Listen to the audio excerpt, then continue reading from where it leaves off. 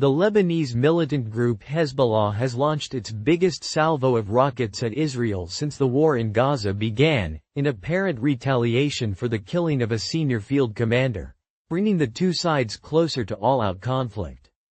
An Israeli airstrike on the village of Juwaya in southern Lebanon late on Tuesday night killed 3 Hezbollah operatives as well as Talib Abdallah, the most senior commander to be killed since hostilities began 8 months ago.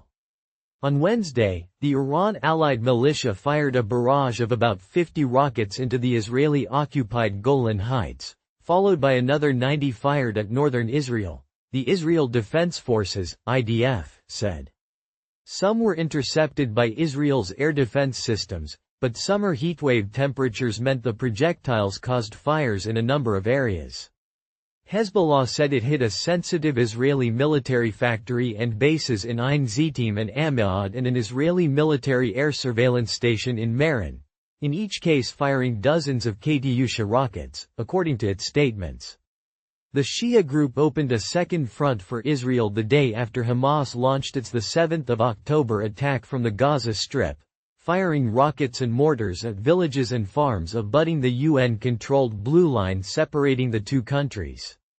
The war of attrition has steadily worsened, and Israeli politicians and generals have signaled in recent weeks readiness for a full-scale conflict. Abdallah, the Hezbollah commander killed on Tuesday, was responsible for the central region of the southern border strip, and senior to Wissam al-Tawil, another high-level Hezbollah commander killed in an Israeli strike in January, Lebanese sources told Reuters. His funeral, which is likely to draw large crowds, is scheduled for later on Wednesday. The IDF confirmed it had killed Abdallah and said Israeli jets had hit a number of launch sites in southern Lebanon on Wednesday after projectiles were fired towards northern Israel. Tens of thousands of people have been displaced from their homes on both sides of the Blue Line since October, and it is unclear when they will be able to return. The back-and-forth fire has killed 18 Israeli soldiers and 10 civilians, as well as 71 Lebanese civilians and about 500 members of Hezbollah. More fighters than it lost in the last major war with Israel in 2006. Hezbollah has indicated it is not seeking all-out war with Israel, at the same time as steadily increasing the scope and intensity of its attacks. Earlier this month, it fired a squadron of drones at Israel, rather than individual launches.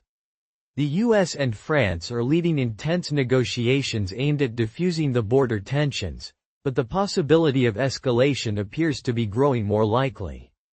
While Israel's generals have wanted to focus on the war in Gaza, last week Israel's Prime Minister, Benjamin Netanyahu, threatened an extremely powerful response to Hezbollah's attacks. Israel has also raised the cap on the number of army reservists it can call up by 50,000 to about 350,000, close to the number called up at the beginning of the Gaza war. A full-scale conflict between Hezbollah and Israel would be devastating for both sides. The Lebanese group has built up a formidable arsenal since 2006. It could also draw in Hezbollah's backers in Iran.